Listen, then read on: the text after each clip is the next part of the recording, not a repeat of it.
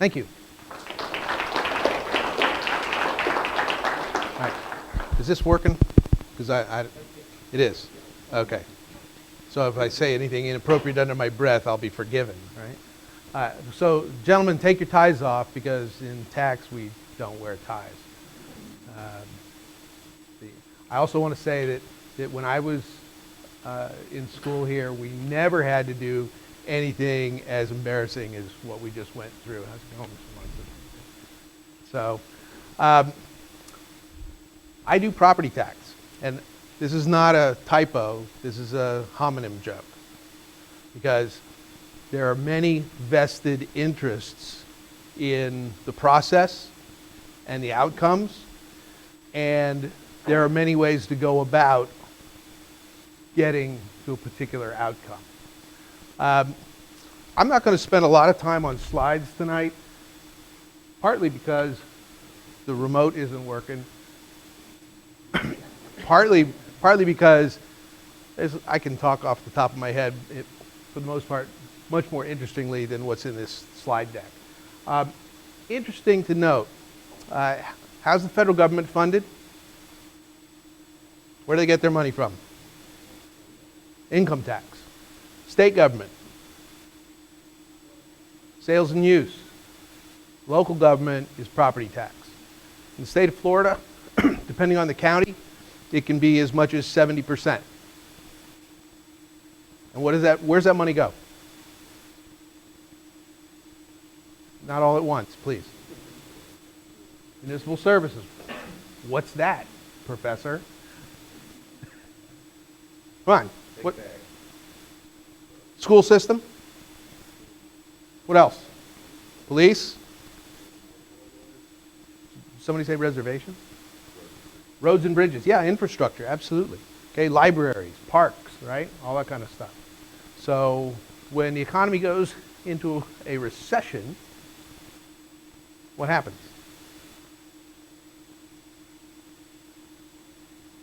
Come on, don't be shy.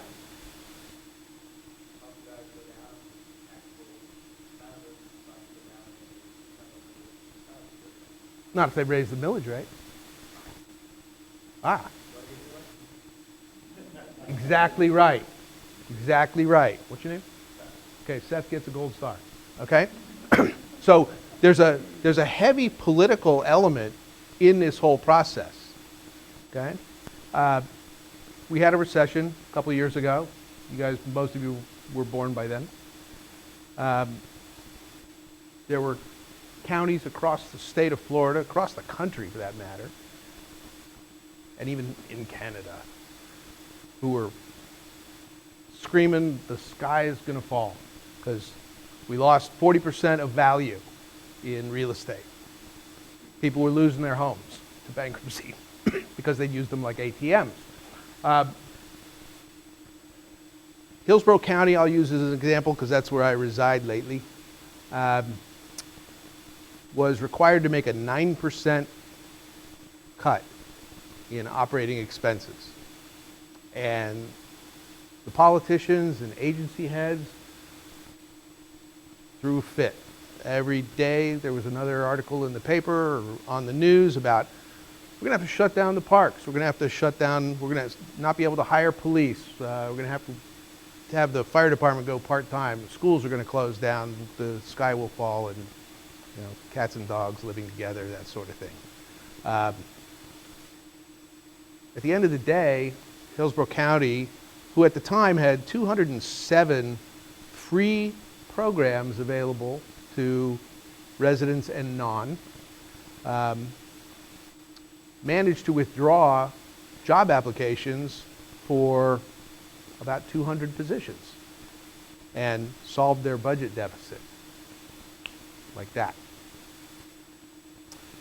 So, it's important to understand agenda. Who's talking to you and what are they talking about? These are some important facts that don't get talked about a lot. You may want to visit governing.com because that's where most of this data comes from. I'm fond of reminding the legislature when the issue comes before them that my dad worked in local government for 35 years before he could retire on 85% of his highest 3 years compensation. Today, there are many job slots where people work for 20 years, are able to pad the last 3, and retire on amounts that exceed what they ever earned in their job. Case in point is a 38-year-old fire lieutenant, city of Fort Lauderdale, retired about 4 years ago on $175,000 a year. Life expectancy 85, plus he gets free health care for that. And the lucky residents of the city of Fort Lauderdale get to fund that. So there are bad apples both in public and private sector.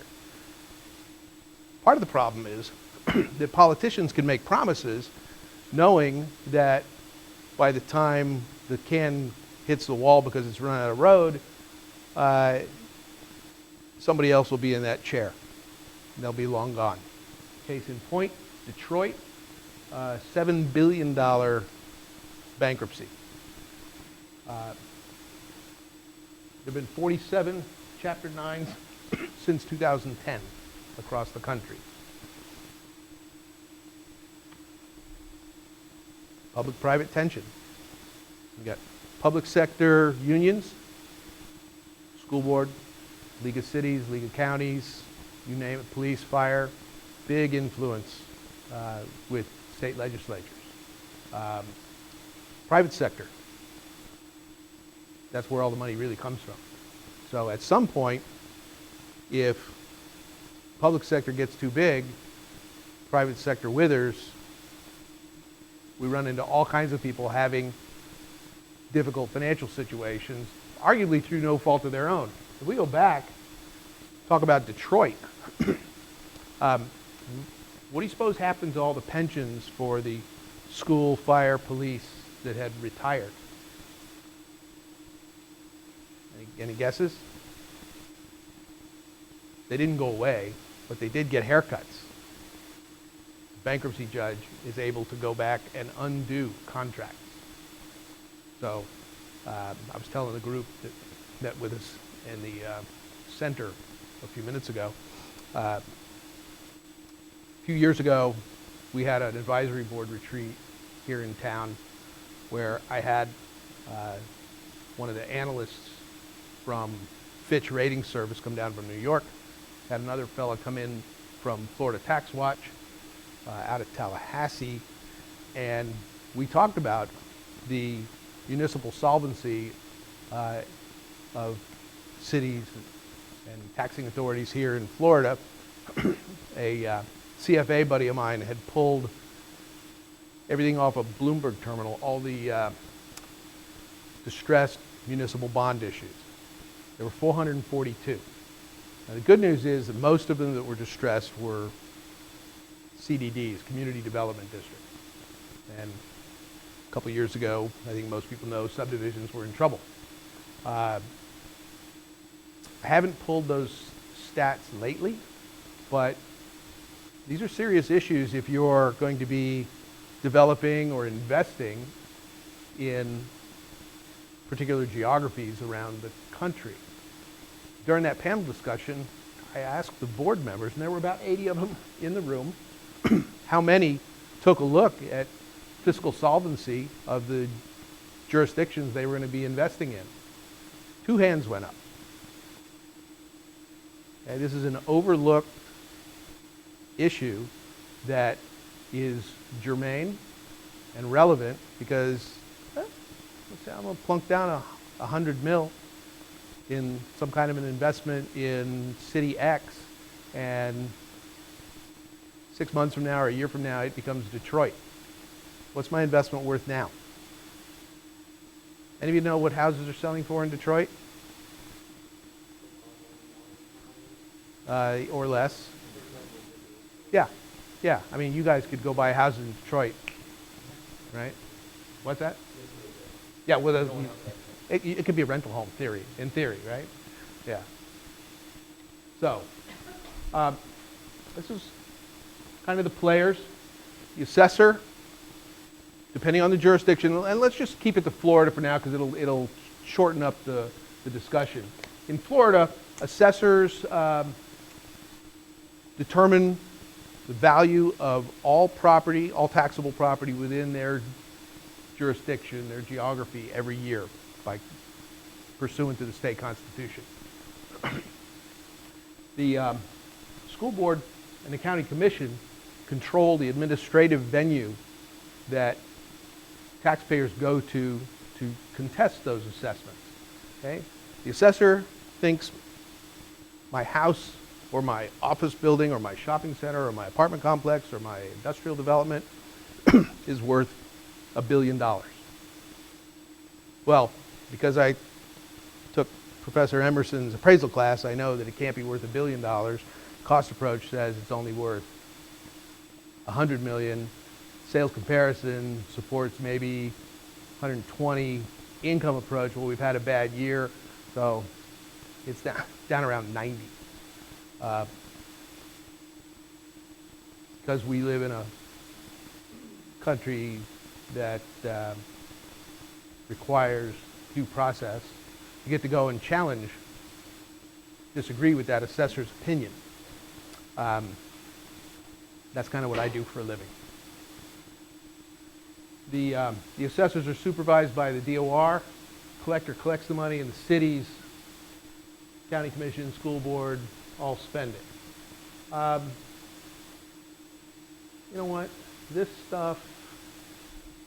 This is where I'll stop with the slide deck.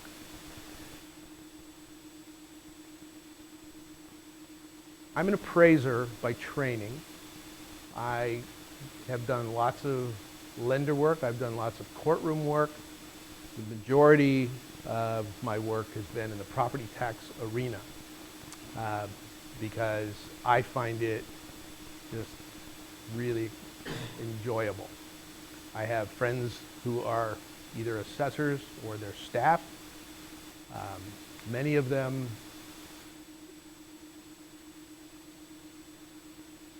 hold me in some degree of regard because my job is to keep them honest. Because of the public-private tension that we talked about,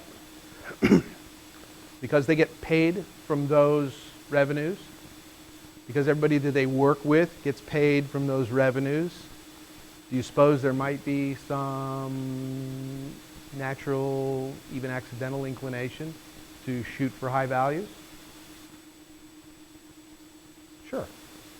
You know, everybody wants to make sure that they're going to get their raise next year, that they're going to be able to keep their job. It's human nature.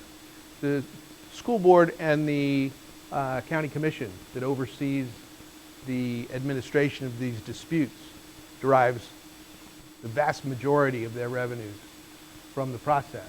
Do you suppose there's any conflict of interest with them supervising the process?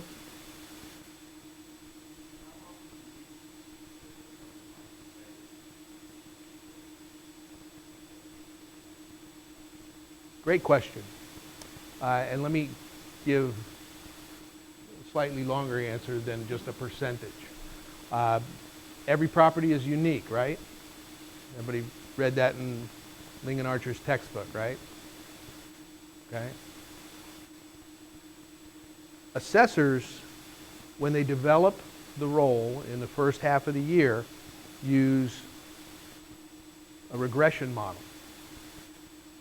So they throw in a bunch of variables, and hopefully they get to a R-squared coefficient that will pass tests that the DOR will run that roll through later. What do we know about regression models? Do they measure symptoms? Yes. Can they identify cause? No. Okay. What are we really after? Why is that property worth what it's worth? So is a regression model really the best tool? No, it's the best available tool because they've got thousands, sometimes hundreds of thousands of parcels that they have to value every year. So they're using a broad brush technique. They're using a shotgun approach, and then my job is to come in and help refine that, okay, because I'm using a rifle. So how often do I find a mistake? More often, okay, let's go back to just a binomial distribution curve. How much of that can you be right on within one standard deviation? Come on. Everybody's had stats, right? One standard deviation, what's the percent? Huh? You said binomial. Oh, sorry. Yeah, sorry. Old language, new language, normal distribution, one standard deviation, 67%, right? So they're going to be right about half the time. Does that tell you how often they're going to be wrong? Now, do I care whether I'm looking at properties that are undervalued, or do I care about properties that are overvalued? Usually overvalued, although under Florida law, because of homestead portability, I may be consulting with the homeowner who feels that their assessment isn't high enough. So, boy, you talk about when that came into the law, that really confused the assessors, okay? Who, by the way, are not required by state law to have any kind of training, licensure, or education to do what they do. Most do, but not all. So that gets to be fun too.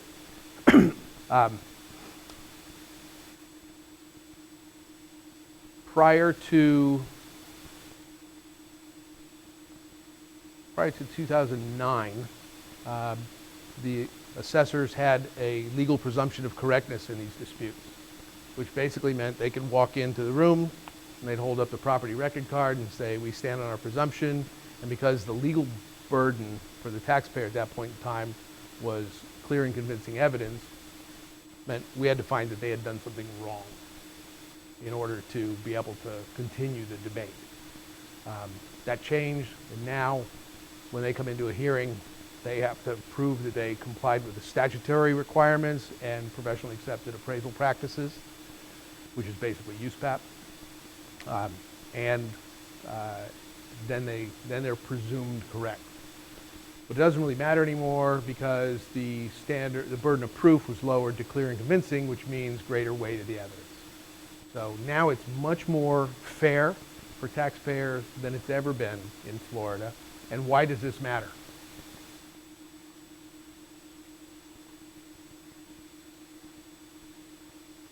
Doesn't matter.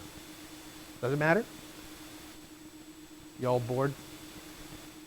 Yes? You don't have to raise your hands to chime in, okay? I hate talking heads, especially after lunch, so please.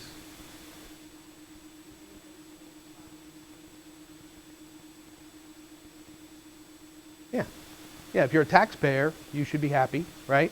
Mr. Becker pointed out a really important element that's the fundamental cause of why I have value, and that is that property taxes tend to be the biggest operating expense line item in your pro forma,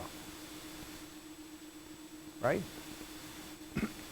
So if you're not actively managing it, you're probably getting taken to the cleaners. To wit, I have a case in Palm Beach County as we speak where I'm an expert witness in a case where there's probably $12 million in actual tax savings at stake over a 4-year period.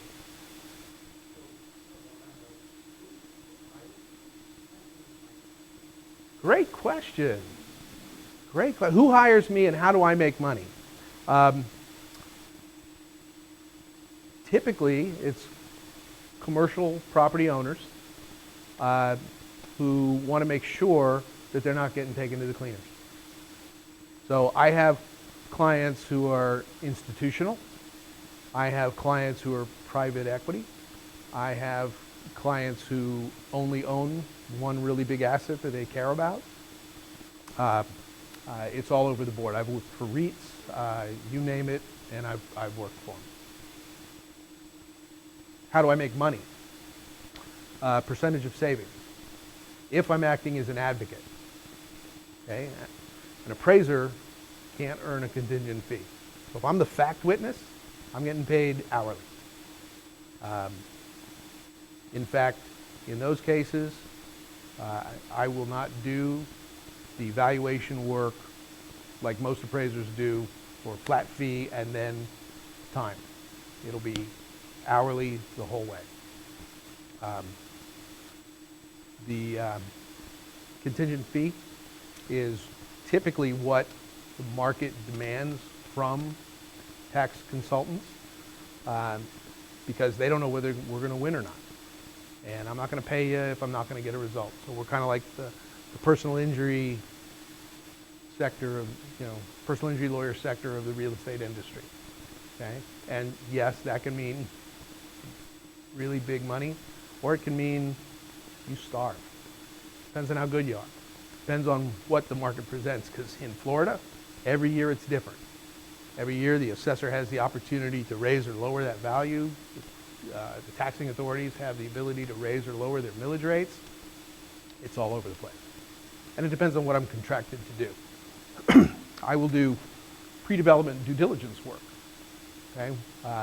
We're going to build an apartment complex down here on University Corners, and here's what our project looks like. We're doing pro formas, and because we're going out for third-party money, we want an independent, reliable underwriting behind our line item number. It's defensible by more than just us because we're just the developer. Is that helpful? Yes, sir.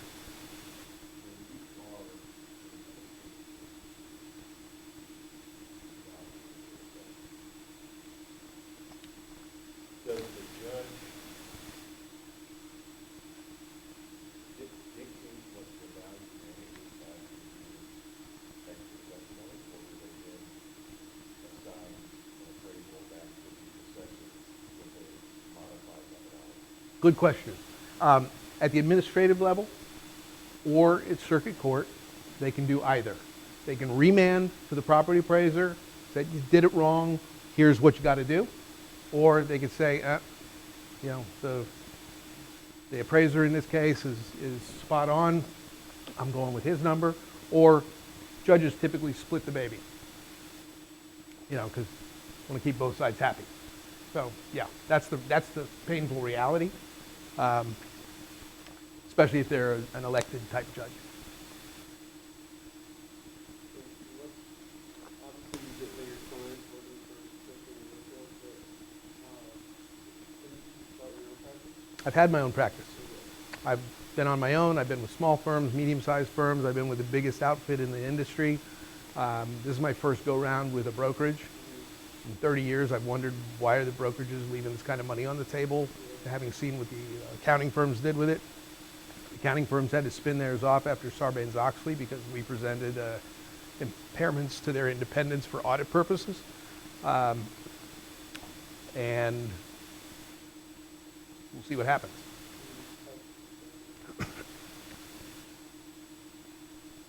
Yes, ma'am.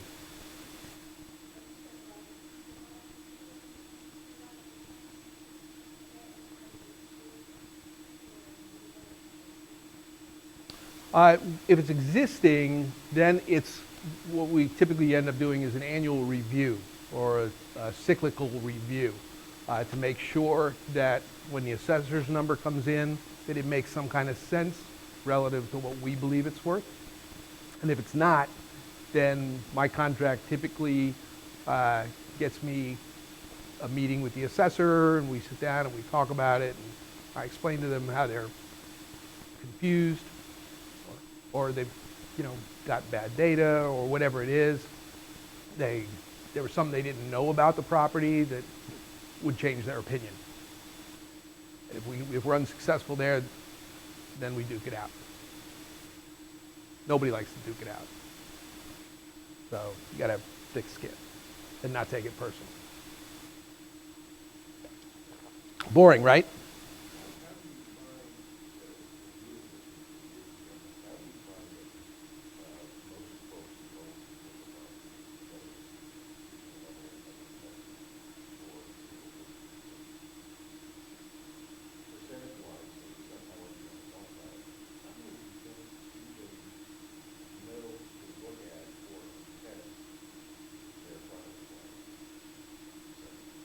20 years ago, they didn't. Today, all the major players know. The only place you find disconnects are smaller operators that have just never done it. The case that I'm doing in Palm Beach, these people had never contested their assessment before. They were almost, they were assessed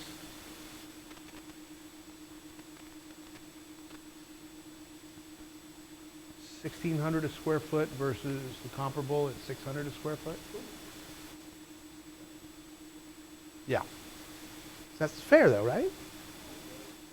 Yeah. Oh, and they own a leasehold interest, not a fee simple interest. Everybody pays more to lease a car, right?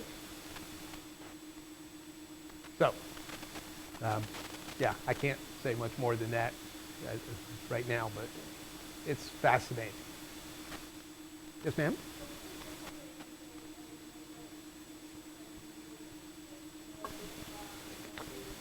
That's called taxpayer intimidation. It's illegal. That doesn't mean it hasn't happened, but that's illegal. That's an abuse of power. But great question. That doesn't mean they can't jack it up next year. We've seen that too. Yeah.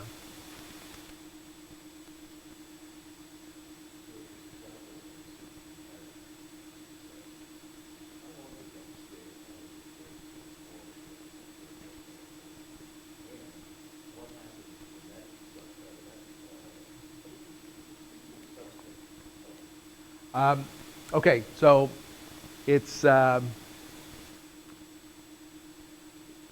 believe it was 2008, we voted in Amendment 1, which put a 10% cap on commercial real estate assessments. They could only go up 10% a year. And that was driven by the Florida Chamber and the realtors because the CFOs were having a hard time doing budget forecasts.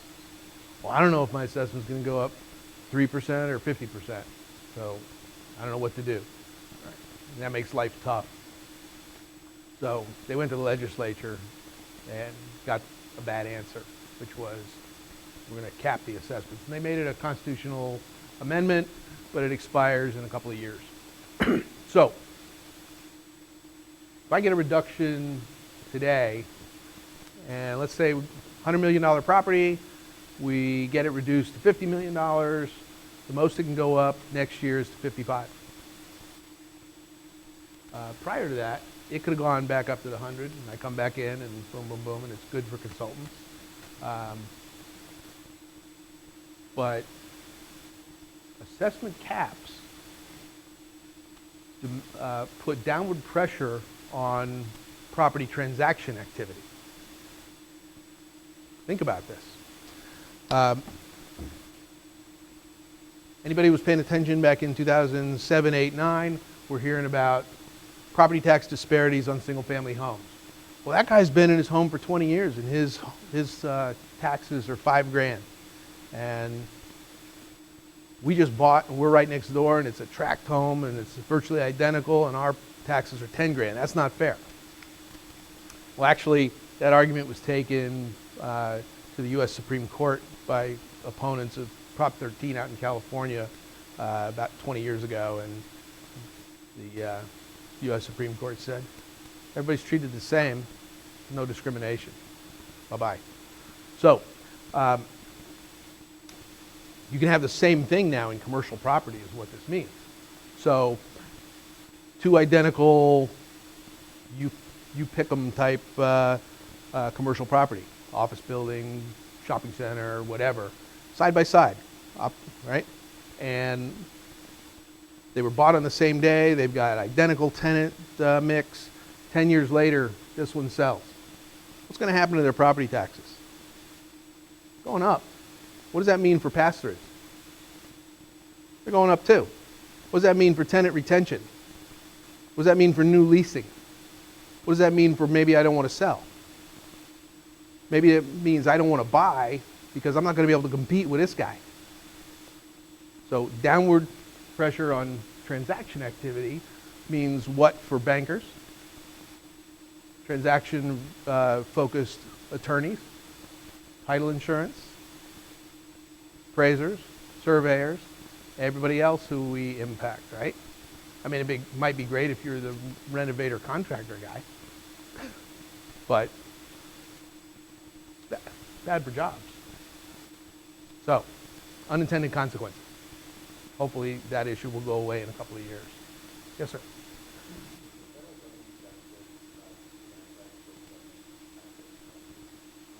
Say again? How do you see the federal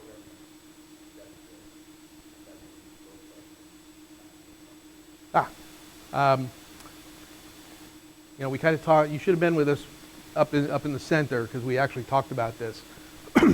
The federal government has really maxed out the credit card. Okay, and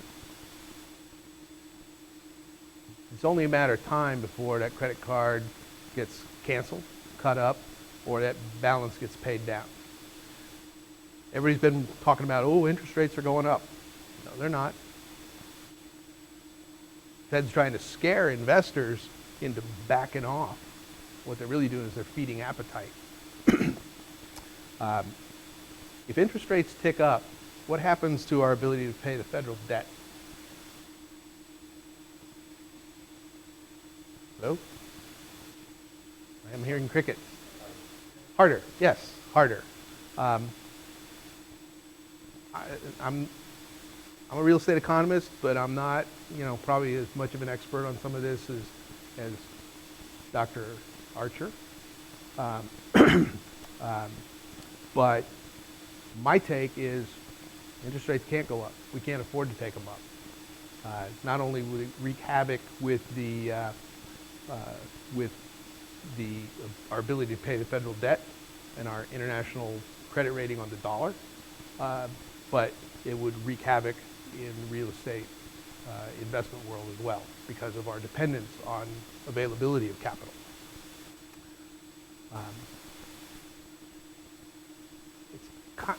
So in that regard, it creates pressure.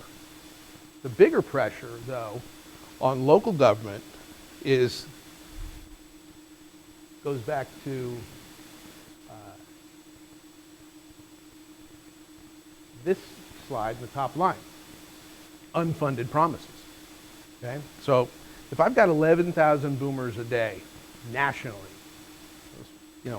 my generation, retiring, and let's just be conservative, 40%,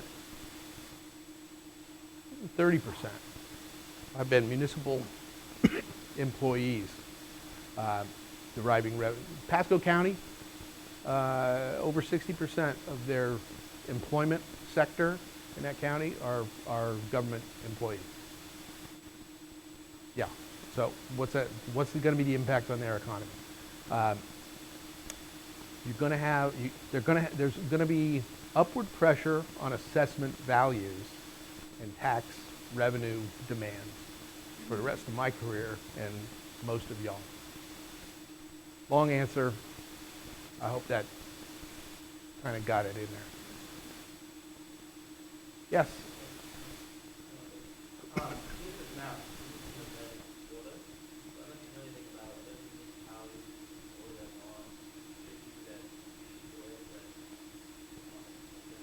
Lantana comes to mind.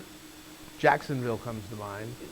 I will tell you that the state legislature is looking at this very closely right now because they know that municipal tax reform and fiscal stability are going to impact everybody's life if we don't get it under control. I don't know that there are any good solutions out there beyond as new people come into those jobs, they're not going to get the same level of perks and bennies that the older folks did. I think that's the only fix, both at the federal, state, and local level. There's legislation being talked about. They're still studying it. I don't know that anybody in Tallahassee right now has the political cojones to take that on. yet. Eventually, it will bubble up into a problem that's in your face and you can't avoid. We don't need a Detroit in Florida.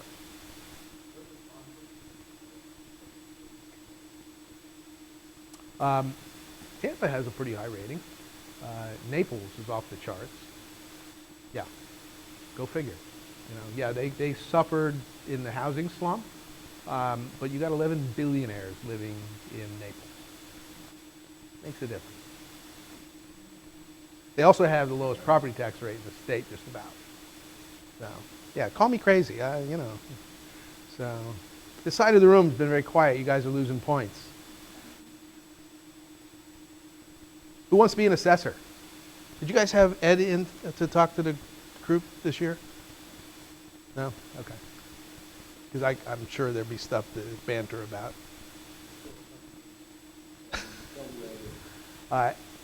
Ed Crapo is the property appraiser / assessor for Alachua County, and the program has had him in to talk to you guys in the past. And I didn't hear any fallout. Did he say something bad? No. Okay. That's all good. Yes, ma'am.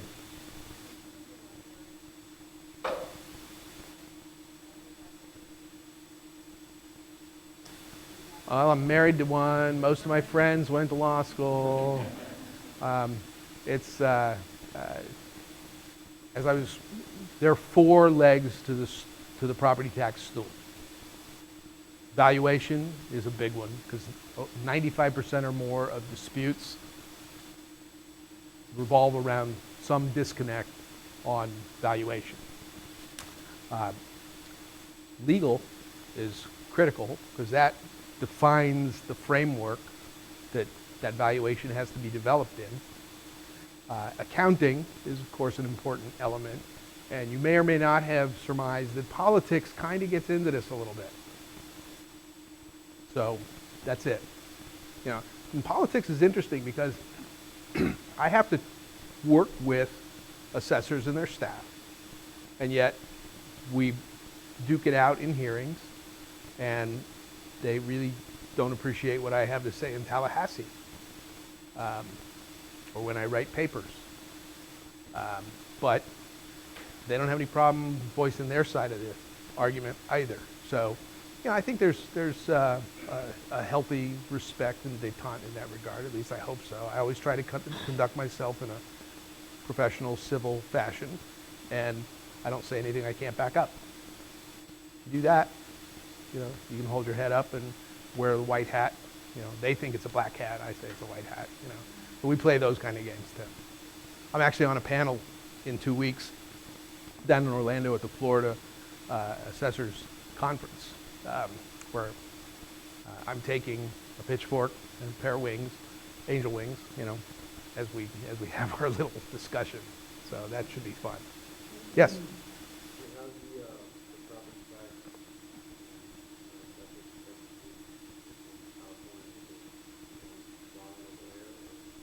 California, as I think most of us know, have some pretty serious fiscal challenges in front of them, along with a drought.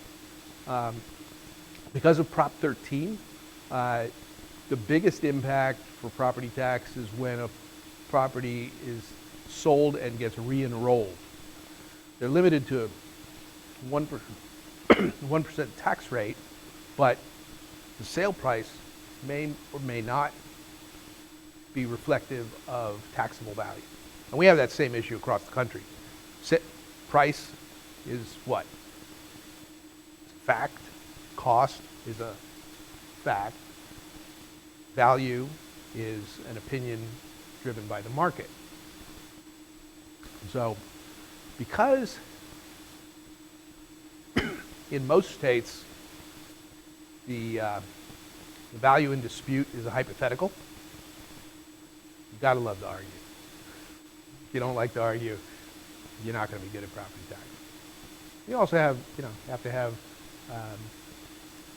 strong valuation skill set. You have to be, can't be timid. You got to have self-confidence. You got to be willing to occasionally call them on it. You know? And should you feel that way coming right out of this program? No, but it comes with time. Yes.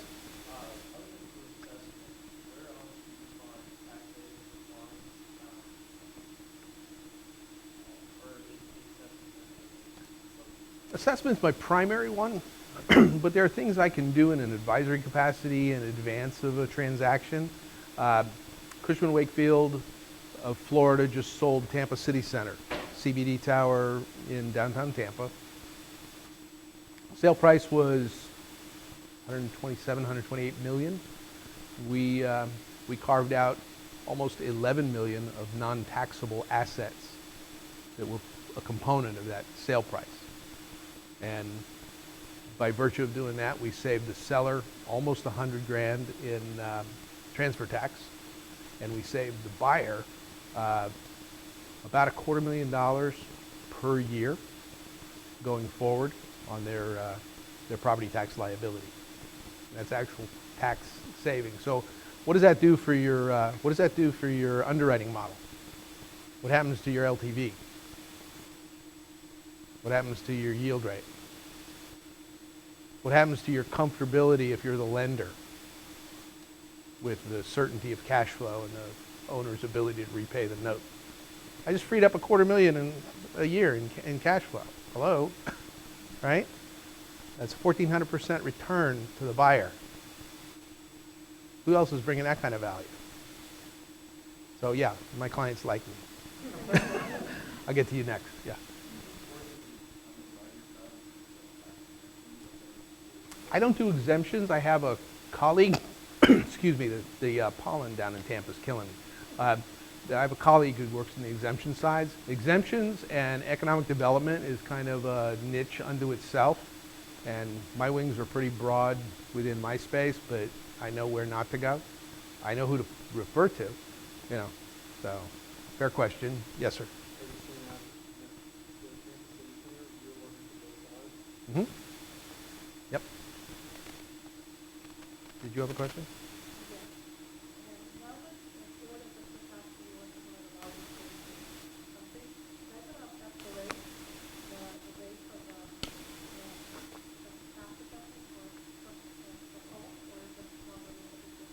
Well, the size of the population unto itself is a factor, right? Just like when you're doing market analysis, right? What's happening with the population? Is it increasing? Is it decreasing? How's that going to impact job creation, demand for space, right? So the question really flows back to supply and demand of that space, right? So here's an interesting one that that I have a paper in process on, and Dr. Archer, if you want to talk to me about this one later, we could have some fun. In 2005, the federal regulators stopped requiring residential appraisers from including a cost approach in their appraisal of a home up for purchase. Well, they don't do an income approach. So now they're doing just a sales comparison. What do you suppose that means? What's the risk of that?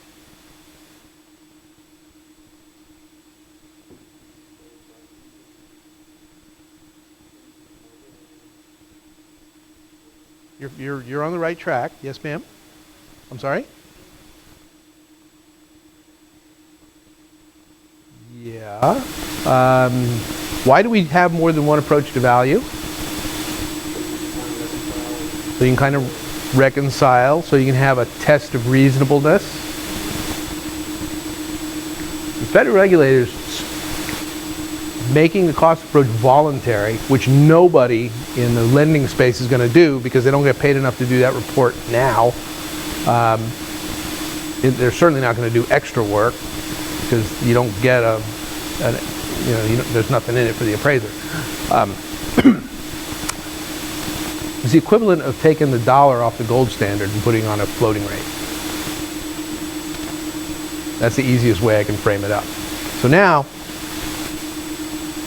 principle of substitution, right? If I can build a house for 100 grand, or I can buy a house for 100 grand, I'm indifferent, right? Unless I have some particular take on, I need a special house, right? But if this house is for sale for 200,000, and I don't know what it costs to build a house, am I an informed buyer? Am I a knowledgeable and prudent buyer? Did I pay market value? You see where I'm going? Okay?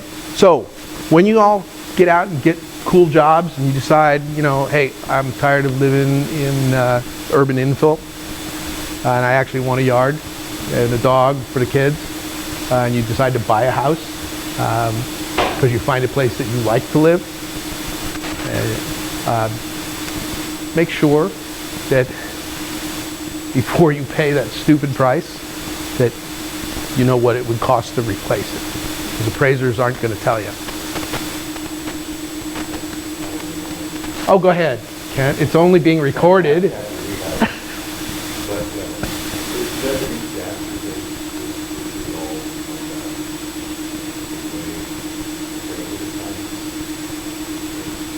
You think?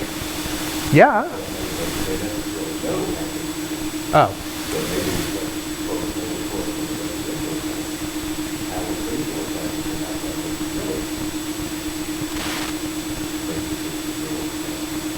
Frame it up and then let me weigh in. Okay, well, let's say you're looking to buy a house. Okay, pay attention because y'all are going to be looking to buy a house, trust me. Never bought a house before, this is your first venture out there, and you're working with a realtor, and you know enough to know that the buyer broker, of course, is your fiduciary, so they're the whole fiduciary, never do anything. As far as they know. So they show you a house that I just pretty much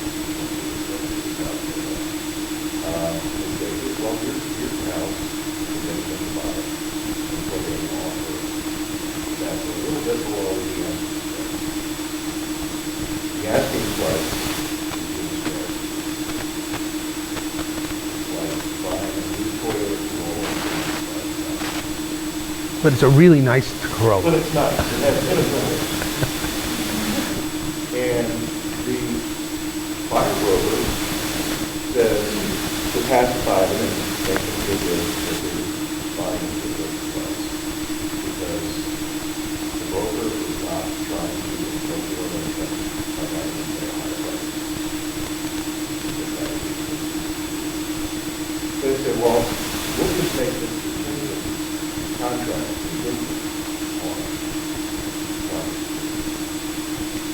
raise contract on the party, we negotiate for both. Pretty common scenario. The lender then puts out an appraisal title. Now who's buying? Kind of like a U-ship ad, isn't it? Yeah, these days, because of federal meddling, the lenders can't reach out directly to appraisers anymore and pick somebody who they know and trust. No more approved lists. You have to go through the AMC, Appraisal Management Company, right? Who's beholden to the Home Value Code of Conduct, who gets half the appraisal fee and then farms it out to the lowest bidder who can turn it around the quickest. 30 years ago when I started in the biz. So are there any jurisdictional kind of boundaries, or can somebody from Jacksonville win the bid and do an appraisal for you? The Appraisal Foundation right now is all over this issue of geographic competence.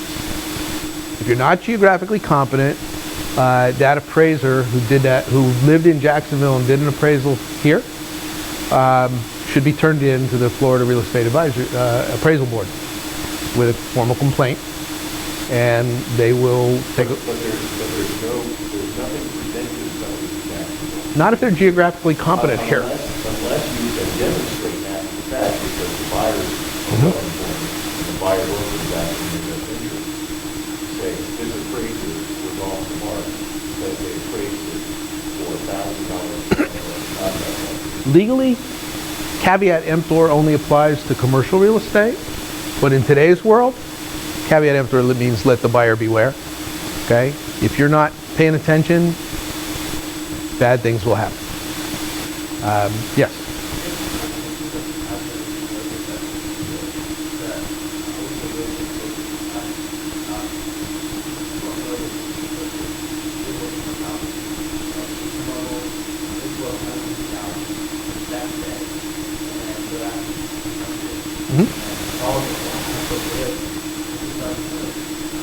That's because there's no test of reasonableness anymore. If there were a test of reasonableness, if you had to prove this up on a cost approach, you'd end up with 100% entrepreneurial incentive instead of 10 or 12. Hello? Okay, that's all profit to somebody. Okay? Economically, sale price less cost is profit. Simple. That's what's going on because there's no test of reasonableness, so buyers are uninformed or ill-informed, and they spend too much.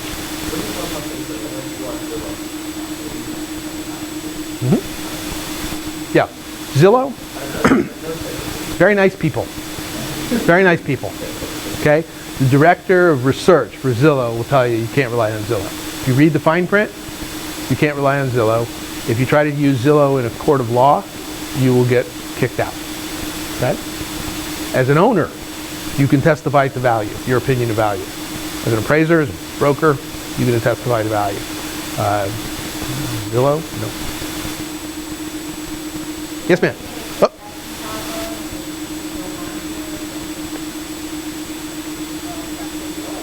That's right. That's right.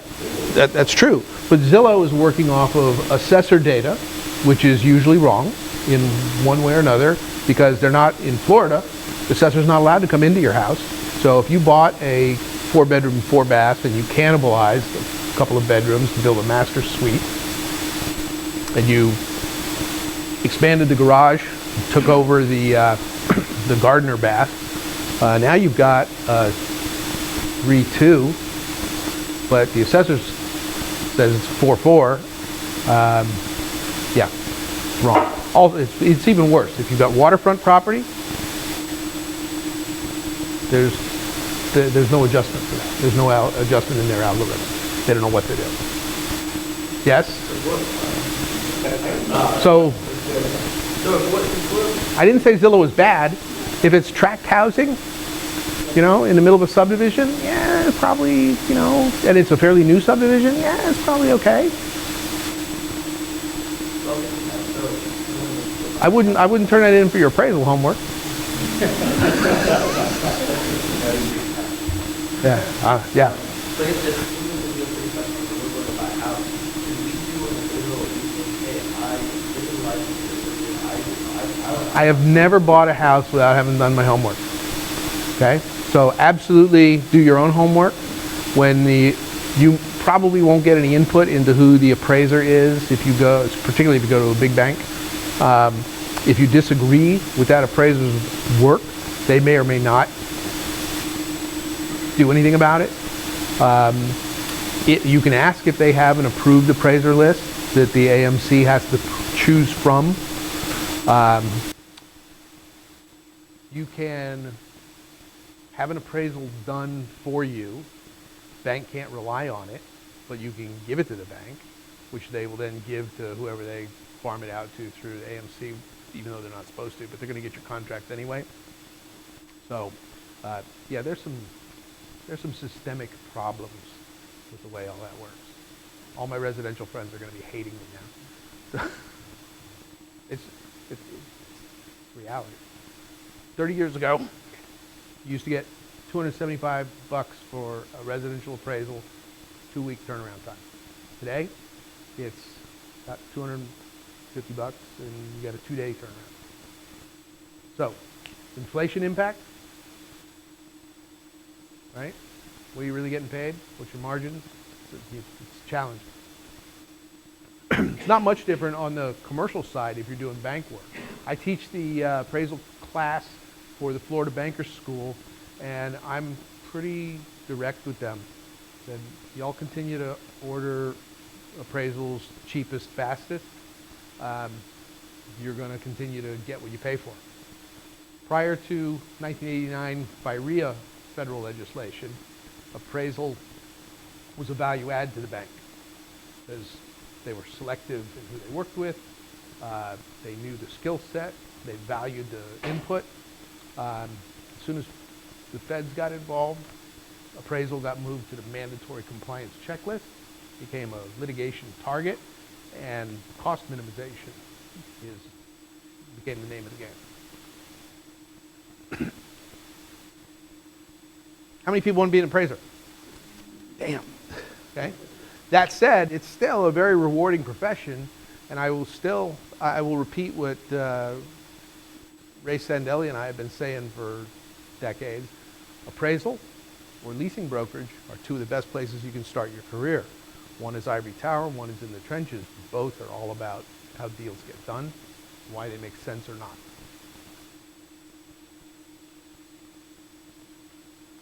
And you don't have to stay a bank appraiser for long. There's lots of other stuff you can do. Yes, sir.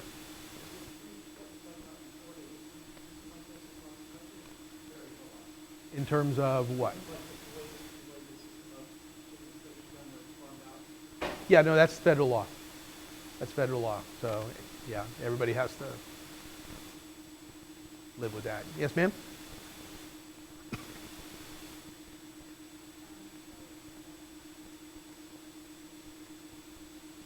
I didn't say that. Did I say that? Artificially inflate housing? Let's see. Let's not frame it in that way, but if I don't have a cost approach, then I don't have downward pressure on whatever the sales comparison tells me, right? So it's a bit myopic. I have no test of reasonableness. So if a market gets frenetic, and we've never seen that, right? Prices go up and people are still willing to pay, who gets commissions? Brokers, right? The realtors are only the biggest lobby in every state in the country. The lenders and heck, the banking lobbies, has no influence in Washington D.C. And everybody else in the mix: attorneys, title insurance. The appraisers get the little tiny piece of all that. So it's really a regulatory issue, in my perspective. And yes, it contributes to inflation, price inflation in particular. But price is a fact, it's not necessarily value. But you get a whole herd of people chasing stuff because it's bright and shiny. And have you created a market? Yeah. Is it a frothy market? Yeah. Is it provable? Yeah. Is anybody going to do anything about it? No. Me.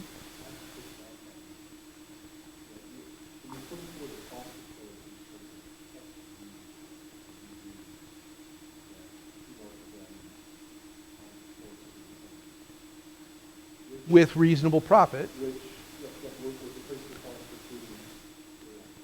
Yeah. Yes, it is.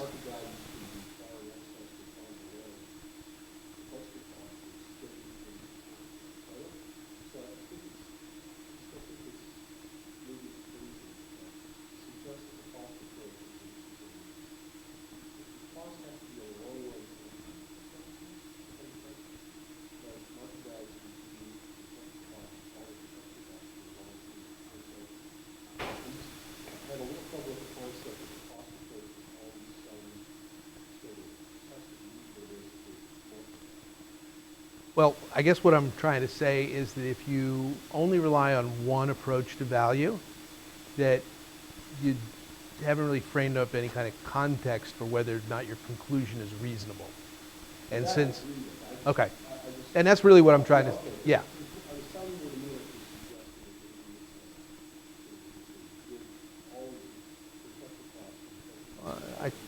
I always try never to use absolute terms like always. But it is true that it's a long way. I, And that's healthy. well, but bear in mind, replacement cost changes too.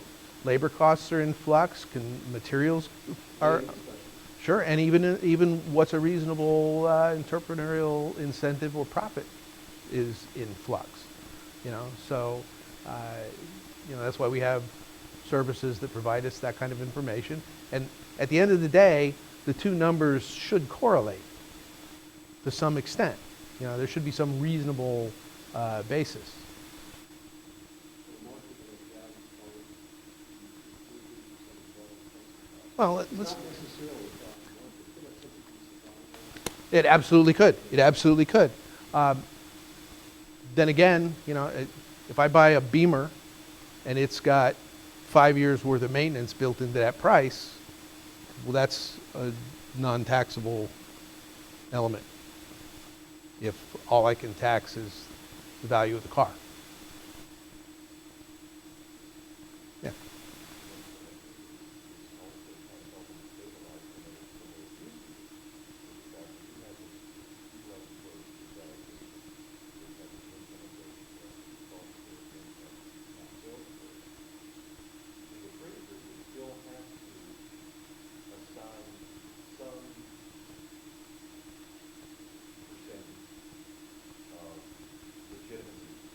Mm-hmm. So, like Dr. was saying, and so, why would I agree with that?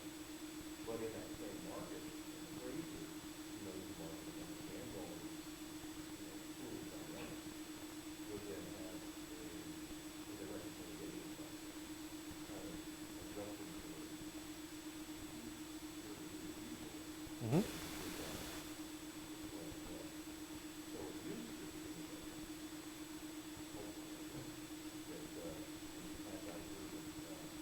reality the market value and what it costs you to finish that the appraiser is kind of adjusting to that kind of take this right. Yeah, the three approaches are interrelated. Now some appraisers work real hard to make sure that the value conclusions for each indicator are within a 10% margin, because that's MAI Club rule of thumb, over time. Two reasonable appraisers with the same property, same instructions, same value definition should come to a pretty close number. Devil's always in the details, because that doesn't always happen. But so the three approaches are interrelated. There's stuff in the cost approach that has relevance in income and sales, and vice versa. So the reconciliation process is all about explaining those divergences, which ones are more relevant to the assignment at issue, so that the reader can say, well, of course, an appraisal is not art, it is not science. It is a persuasive story that is imbued with facts and analysis that support a reasonable conclusion. Definition of value. How many definitions of value, market value, are there? Dozens? There's bunches. There's bunches. Okay, so and this is again where when appraisers tend to disagree, it's because there's some disconnect on the nature of the assignment, what they're valuing. It's always in the assumptions. Are they using the same definition of value? Under Florida law, intangibles are not taxable. Profit's an intangible. What should the assessment on that house be? Even if prices support a different, so it goes back. Market value, taxable value, it all gets messy and technical and squishy. What time are we doing on time? Okay. So, since I know that everybody hates these things anyway, We got 5 minutes for any remaining questions, and then we're done. Going once. So, 67 counties, Yep. we talked about how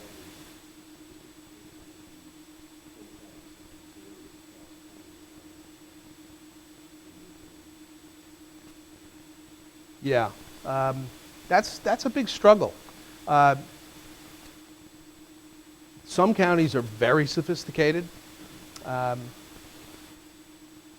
many counties are not so much. And you know, some counties have a lot of complicated property types, and some counties have a lot of ag. And you know, there are probably 19 counties that have a bigger tangible personal property role than they do real property role. So they're getting more of their tax revenue from lumber mills or cement plants than they are from houses and office buildings and stuff like that. So it's as big a spread as you could imagine, David. That's what we got. I mean, there's some people working in some of the assessors' offices in the state. They're really, really sharp. There are others who, God bless them, just need to come, maybe go through the program. So, anything else? Do I have a cool job? I have a very cool job. So, thank you all.